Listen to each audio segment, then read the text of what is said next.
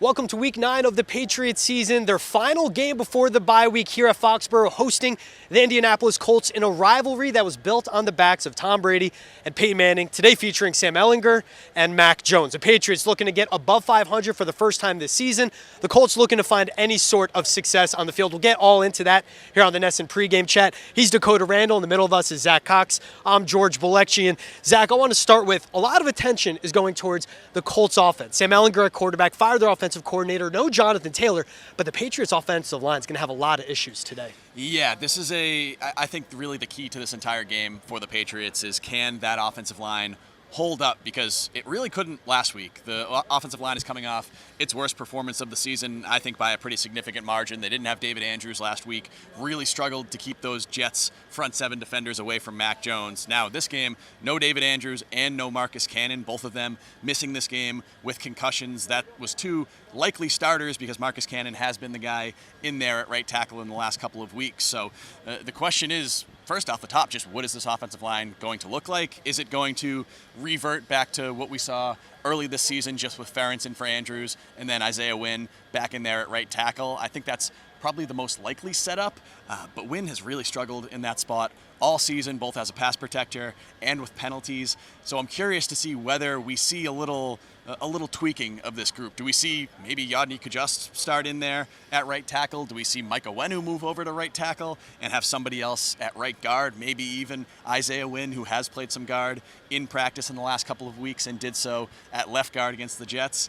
And even he went to left guard against the Jets because Cole Strange really struggled in that game. I don't think he's in danger of losing his starting spot or anything like that. I think that would be pretty reactionary, but that's a rookie coming off a difficult matchup and a really tough performance. This week, you're going to be facing another talented front seven. You got DeForest Buckner in there, defensive tackle. Bill Belichick this week called him an elite defensive tackle, says he measures up against anybody in the league in that spot. And when you have a shorthanded offensive line going up against something like that, with this offense just overall not really being able to find its stride through the first 9 weeks of this season, I don't know. I think that there is a good chance that could be very problematic for the Patriots in this game if they can't get that blocked. And Dakota, could be a big issue because we need to see this offense put together long, sustainable drives. That's something that you pointed out when you were talking pregame. Yeah, and I agree with Zach. I think the easiest way for this game to blow up on the Patriots is if Cole Strange and James Ferentz struggle inside and let DeForest Buckner and Grover Stewart really wreck the game. But as you mentioned, I think this game in a lot of ways reminds me of the Chicago Bears game, where Bears defense was okay, but they had a good passing defense, and they really forced their opponents to go on long drives, sustained long drives, and the Patriots can be kind of up and down with that. The Colts, I don't think they're quite as good on defense as the numbers indicate. They play that Seattle cover 3. The safeties usually get back. They do a really good job of preventing big plays. So I think the Patriots are going to have to sustain long drives again today. And to Zach's point, that could be an issue with being shorthanded on the offensive line. You have Devontae Parker not playing this game, who's one of your better, possession receivers. So, I think it could be a challenge for the Patriots. But also, I would point out that we were just talking about this, that going up against Gus Bradley, the Colts defensive coordinator, the Patriots have a long history of having a lot of success against him. In 3 of their last 4 games against Gus Bradley defenses, they've scored at least 40 points, including 45 points a couple years ago with Cam Newton against the Chargers. So if any team knows how to beat a Gus Bradley defense, it's the Patriots. Now this is a different quarterback and offensive coordinator than the Patriots had in most of those matchups, but still something to look out for. And this is a different quarterback that the Patriots will be facing on defense today. Was Matt Ryan benched? The offensive line couldn't protect him. Frank Reich opting for Sam Ehlinger, firing his offensive coordinator Marcus Brady earlier this week. But what Sam Ehlinger does bring to the Colts offense, Dakota, a lot of mobility, and that's the trouble we've seen for this Patriots offense consistently throughout the season. Yeah, again, I think that's the best thing he brings to the table is his athleticism. The Patriots obviously have struggled with that over the years, and including this season. They did a better job against Zach Wilson. Kind of different case. We know what Zach Wilson's problems are. But I think for me, I don't think the Colts offensive line is very good. And we still don't know if Kelly, the left tackle, is going to play. I know he's questionable, I think, with a calf and ankle injury. But really, outside of Quentin Nelson, this isn't a very good offensive line. So I think the formula for the Patriots is pressure early and often, really just attack this Colts offensive line. And I don't really think put the game in Ehlinger's hands, stop the run. If they put the game in Ehlinger's hands, I don't think he's really going to be able to put enough points on the board. This Colts offensive line on track to let up 55 sacks this season. That'll be the most since they allowed 56 sacks in 2017. They only won 4 games that season. But this looks to size up for a big day for Matt Judon, Dietrich Wise, and also the secondary for the Patriots. Absolutely. And I think to go off Dakota's point, the Ellinger rushing ability has really been a big storyline this week, both because we saw that from him last week in his first NFL start against Washington. You saw some design run plays, you saw some scrambles that were pretty successful, and it's kind of a different mentality, it seems. With Zach Wilson, you didn't really see him scrambling to run too often. He would scramble, try to buy time, and then more often than not throw up an interception. With Ellinger, he does seem to have a little bit more of a downfield mentality, so if he scrambles and gets out of the pocket, he's a guy that can take off and run and can get some yards. He's not Lamar Jackson, he's not Justin Fields, two quarterbacks that have really cut up the Patriots this season. But if you're Frank Reich, if you're the Colts, and you're watching what has been successful against this Patriots defense, it's been mobile quarterbacks and quarterbacks that can run. Their two worst games of the season came against Jackson and against Fields. So I think they would be crazy to not at least attempt some of that, some of those quarterback run packages in this game, just given the fact that the Patriots have really struggled to defend it, and given the fact that, as you mentioned off the top, no Jonathan Taylor in this game, NFL rushing leader last year, not on pace for nearly as productive of a season even when he was healthy. I think a lot of that speaks to those offensive line issues that we were discussing, but for running backs in this game, it's going to be Deion Jackson, Phillip Lindsay they called up from the practice squad, Jordan Wilkins up from the practice squad. When you've got depth running backs and a bad offensive line, that's a pretty negative combo. But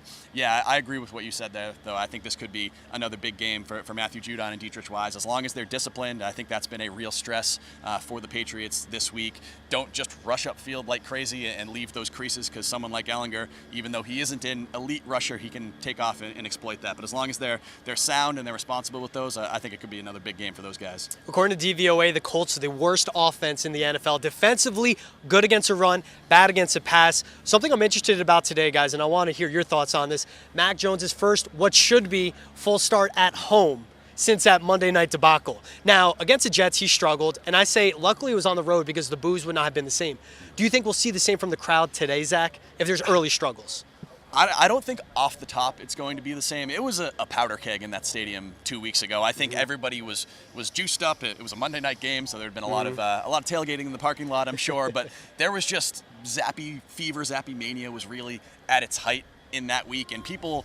The sense that I got was people were just waiting for Mac Jones to mess up and then jump at that opportunity to call for Bailey Zappi. I think most of these fans probably watched how Bailey Zappi performed in that second half against the Bears, and people said, all right, maybe we jumped the gun a little bit on this guy. So I don't really get the sense that there's that, I don't know if you want to call it hostility, but the just everybody wanted to have the quick hook with Mac Jones in that game. I don't think it's going to be the same in this game, but if he comes out and throws an interception on his first drive, or even has another kind of turnover-worthy play like he had a few of against the Jets, I don't think his leash is very long still. We're past the point, it seems, where Bill Belichick could just go to Bailey Zappi at any moment, but I don't think Mac Jones has played well enough to the point that he is fully, firmly solidified as that no-doubt starting quarterback. And until he does that, there's going to be some of that uncertainty. Yeah, I agree with everything Zach said. And I think, one factor in all of this for me has been sort of a lack of context for the fans. And that's not to insult the fans. It's not their job to follow the team as closely as we do. But, I think one of the things going on when Bailey Zappi was playing well, and a lot of fans wanted him to take over, was, they weren't as fortunate as we were to watch Bailey Zappi throughout training camp, to watch him as closely as we did during the preseason, to know all the things about him that, at least for me, indicate that he's probably not a franchise quarterback. And similarly with Mac Jones, I think probably a lot of fans are coming into this game thinking he played really poorly against the Jets, and that the Patriots were fortunate to win without him, and especially looking at that would have been pick six. Now, a lot of us, once we've gone back over and watched the game, and if you watch the film, it looks like Mac Jones actually had a pretty good game, or at least performed much better than we initially thought. But I don't think the fans went in and did that. For them, they looked at it and said Mac Jones threw one pick, could have thrown another one, even though I think it bounced off a helmet, and then the pick six that could have happened. So for them, they're probably thinking this is still really close, even though I think I agree with Zach. I think Mac Jones created some distance last weekend, but I also think not so much so that this thing is completely over.